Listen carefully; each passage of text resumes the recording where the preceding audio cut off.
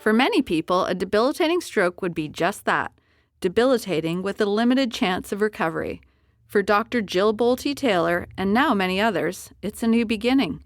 I'm absolutely thrilled she's joining us, and you are going to want to stick around and learn from her about whole brain living.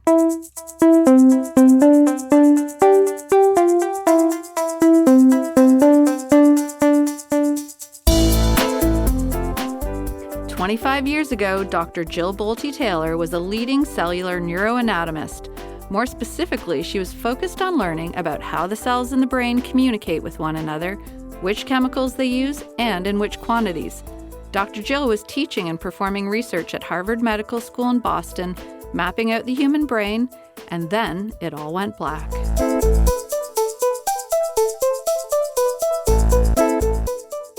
Dr. Jill had a debilitating stroke. She observed her own brain shutting down and within hours could not speak or walk. She was 37.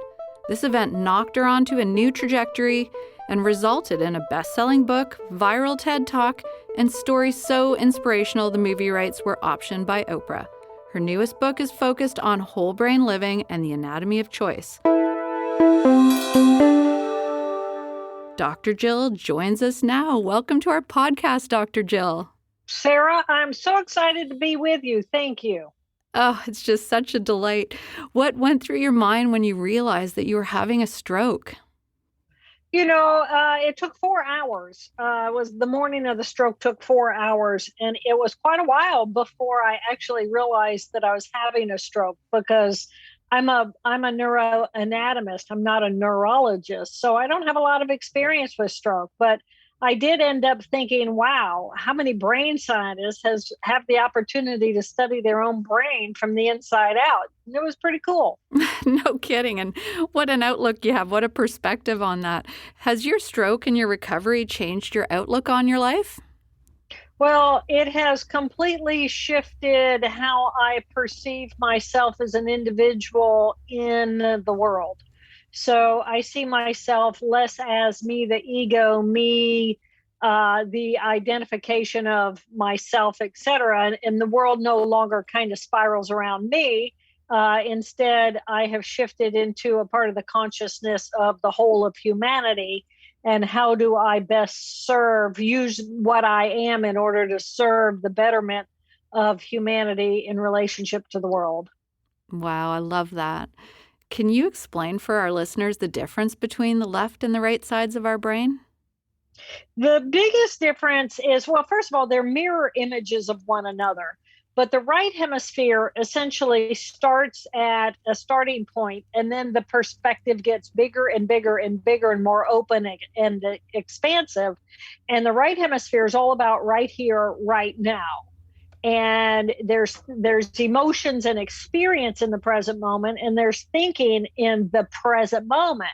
But the present moment means there's no definition of time. It's just what is. So there's no right, wrong, no good, bad. It's just we feel open and expansive and as big as the universe. The left hemisphere has a past and a future. And it also has a group of cells that defines the boundaries of where we begin and where we end. So that I know that my face is my face, and I know that the glasses that I have on my face are not of me, even though they sit on my face for hours upon hours during a day. So the left brain is defining me, the individual, in relationship to a past and a future. So when I experienced my hemorrhage, it wiped out me, the individual. It wiped out my past, my perception of the future. I shifted completely into the present moment experience where I felt vast and open, expansive, and there was an incredible sense of peaceful euphoria there. Wow, that sounds quite blissful. It's like a mind melt. It was exactly that. Where did you find the strength to overcome the effects of the stroke? I don't think it was a matter of where did I find the strength. I think it's like, what was my choice?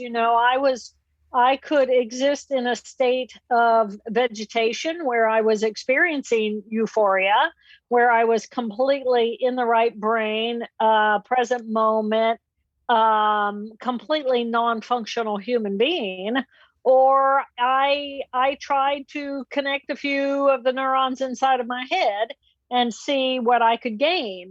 And for me, it was like, well, I realized that if people realized that all they had to do was quiet the noisy left language centers in our left hemisphere, then they too could find this peace, this blissful euphoria, and that it was a choice, it was a place, it was a part of ourselves that we could find our way into, kind of like this is the consciousness that people meditate or pray themselves to in hope of finding. And I thought that if people realized that it was right there wired inside of their own heads, that maybe they could find that and become more compassionate and open and loving.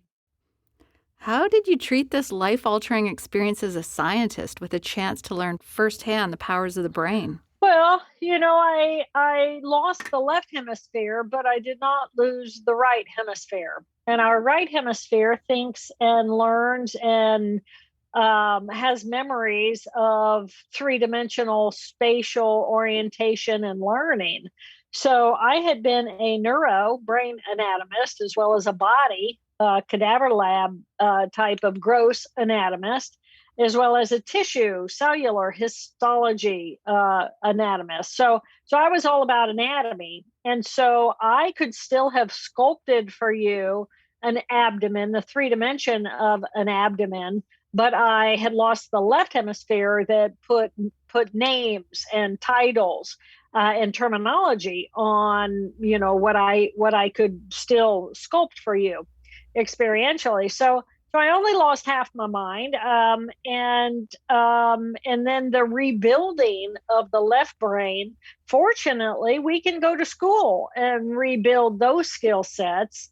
So in very many ways, I think I was fortunate that I lost the left hemisphere instead of the right hemisphere, which is more subtle things that we just kind of acquire. We don't necessarily train ourselves in school to learn. I'm really fascinated right now with the limbic system. And you mentioned in one of your interviews that the cells in the limbic system never mature. Can you explain that? So information streams in through our sensory systems, and it goes into the cells of our limbic system, which are our emotional system. And again, the emotional tissue is bilateral. And so we have two amygdala, one in each hemisphere, two hippocampi, and then the rest of the cells of the emotional systems.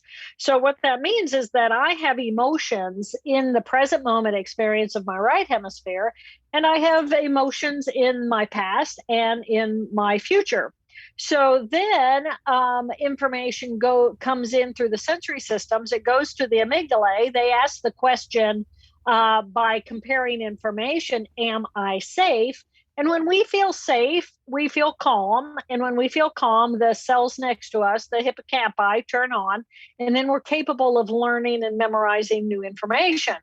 But if something stimulation comes in through our sensory systems and it stimulates our alarm, alert of our amygdala, then we move into self-preservation, and the cells in our hippocampi are shut down. So we're not learning and memorizing new information. We're managing the present moment emergency.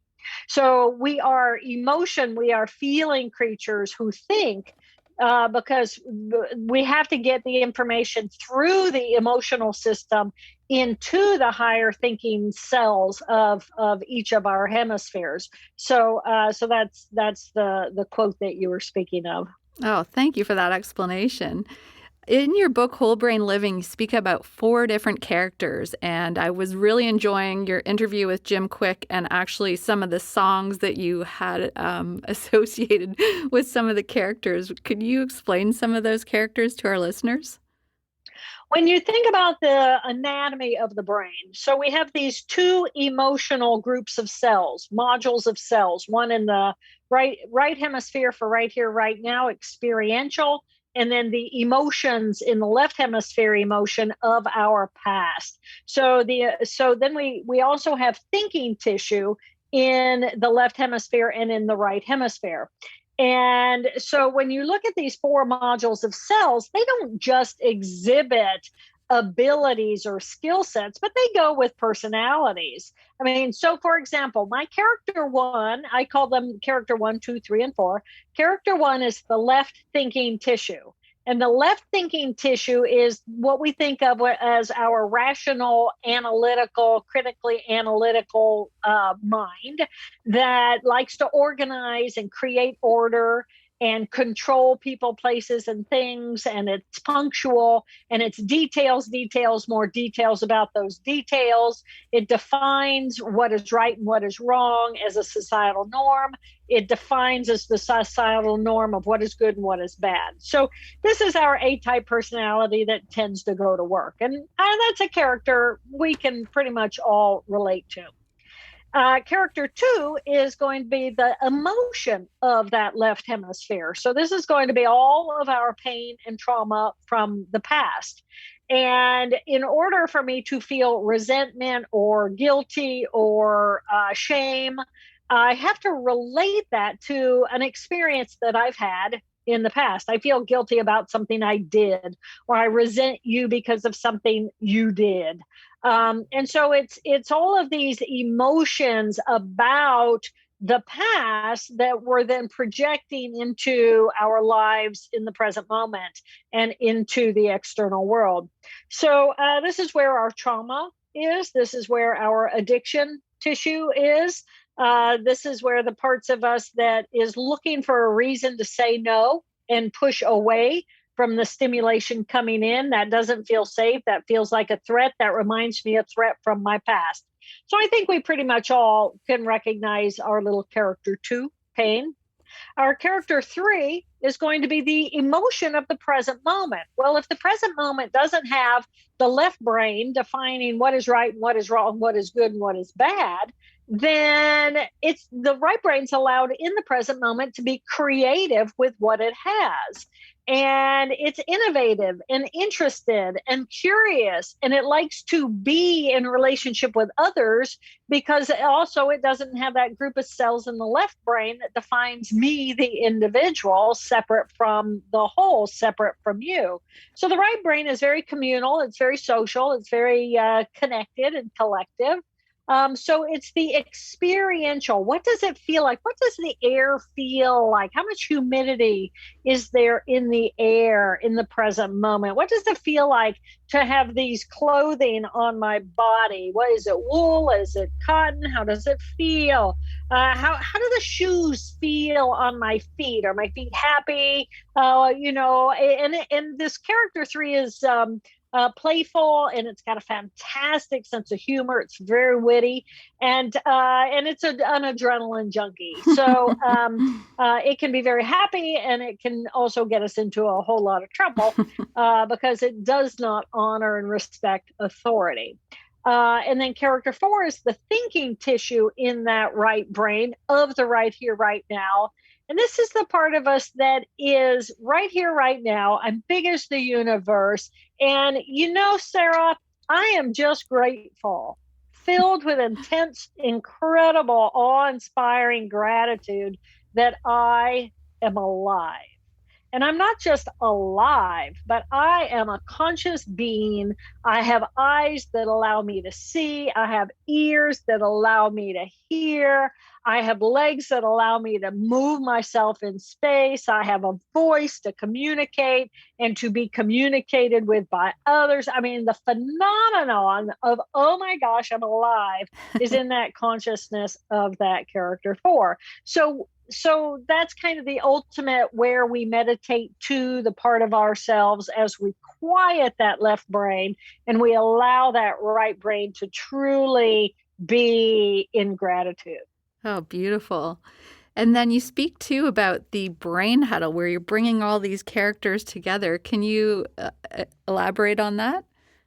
Yes. So the tool is, it's one thing to know who my 4 characters are because like right now I'm having a conversation with you. I got myself here on time. I'm dressed appropriately. I got my earbuds in, my character one came online and said, okay, let's go be a little bit of character one right now. Your character one's probably online, and our ones are having communication. And so the first step is really recognizing, first of all, when are you in each of your four characters? Getting to know each of your four characters so well that at any moment you can bring your mind into the present moment and say, which of my four characters am I in right now? Well, if I'm out playing in the water and I'm swimming and I'm laughing and I'm under the water and I'm out of the water and I'm just splashing around, I'm probably in my character three having a blast, just having a lot of fun. But if I'm worried about anything at all, if I don't know if I look good enough in my bathing suit, and oh my gosh, my hair is a disaster and all these things, then I know I'm in my character too. And if I'm just like feeling like, oh my God, I can't believe I'm alive. What a fantastic blessing this is. And look at where I am. I'm by the water. Oh my gosh, that's my character four. So getting to know each of the characters instantaneously is step number one. But then getting those four characters to communicate with one another and know and have the power to choose which of those four characters you want to have be in the next moment is a process that I call the brain huddle. And this is BRAIN. And this is a tool that we can train our four characters to do in order to be able to have the power to choose moment by moment consciously who and how we want to be in the world. Oh, that's great. Now, in some of your talks, I've heard you referring to terms like circuitry, offline, online. Do you get to work with any engineers? Because I find they have really fascinating insights into the medical field. Oh gosh, biomedical engineering is a lot of my students when I was teaching at Rose-Hulman Institute of Technology was fantastic. A lot of my medical students end up going on into biomedical engineering. Some of my colleagues are doing phenomenally fascinating, amazing things. One of the reasons why I chose to study the brain was I knew I would never be bored. It is such an amazing field of study on so many levels. Absolutely. Now, in our podcast, we look at how the Borrelia bacteria, which causes Lyme disease, affects different parts of the body. I can just speak from my own experience of having neuroborreliosis and how scary that was to lose my ability to put words into sentences, to forget automatic things like putting my car in park was really scary. Do you have advice for people about how we can support patients who are experiencing challenges with their brain function? Absolutely. First of all, remembering that we are this magnificent collection of cells, and every ability we have is because we have cells that are performing a function. So your ability to remember anything at all is 100% dependent on a group of cells inside of your brain remembering what it is you're trying to remember, not just being able to put it in storage, know it, put it in storage, but in order to be able to pull it out of storage. So when it comes to looking at the body, I think that there are some real fundamentals for healing. And one of them is how every cell in our body is completely dependent on quality sleep. And sleep is a time when our cells get to kind of shut down their function and clean up the waste and figure out what did they learn that day, and to an opportunity for the body to cleanse and wash out, flush out the waste of all these 50 trillion cells that are eating and creating waste. So sleep is huge for me for any kind of health, much less healing or recovery. The other thing is going to be really paying attention to what you're putting into your body. As J.J. Virgin says, we're not just what we ate, we are what we ate. Mm. And so the chemicals, I mean, ultimately everything's going to get broken down into atoms and molecules.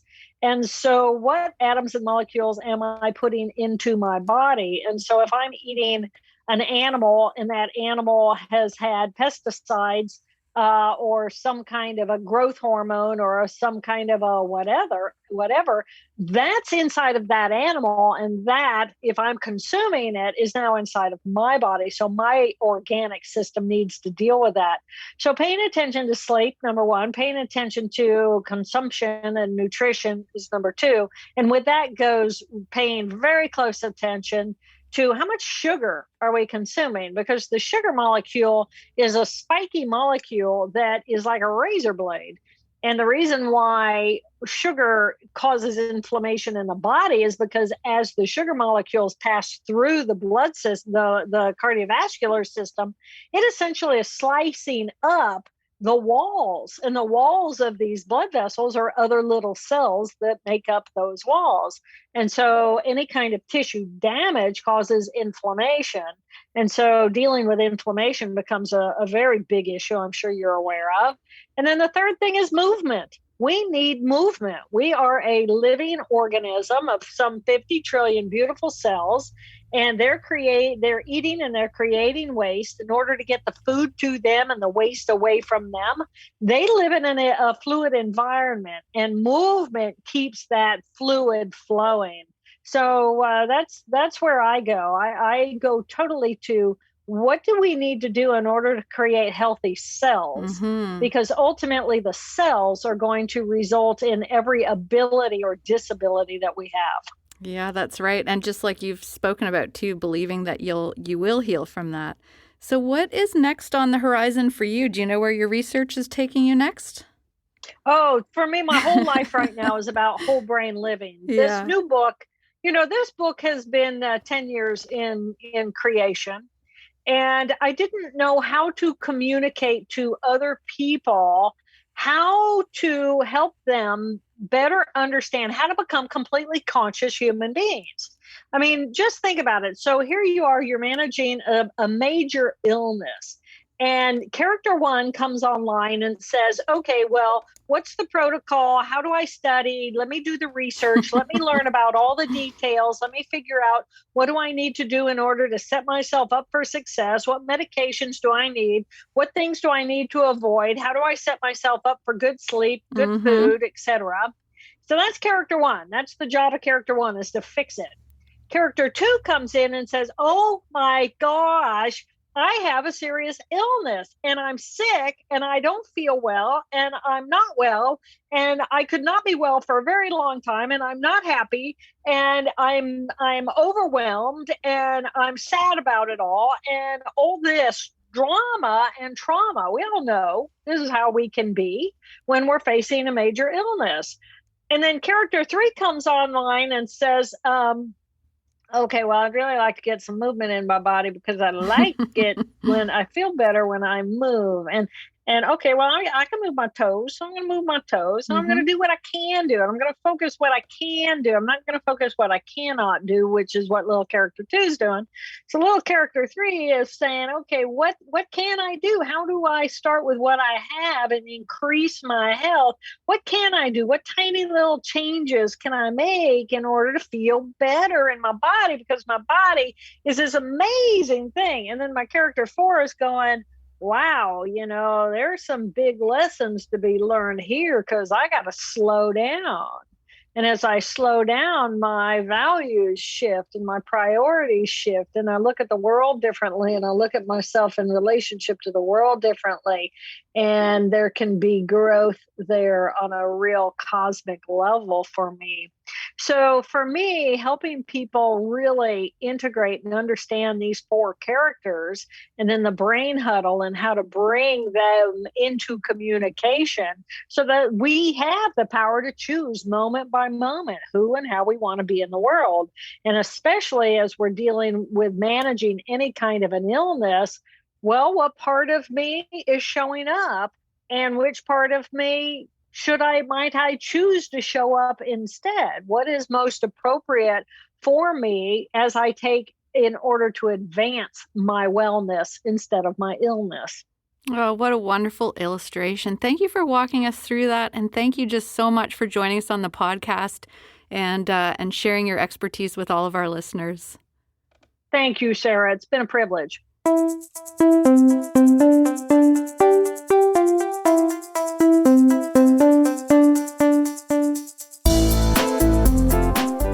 Dr. Jill Bolte Taylor is a neuroanatomist, an author, and an inspirational speaker. If you haven't seen her TED Talk, I recommend you watch it immediately.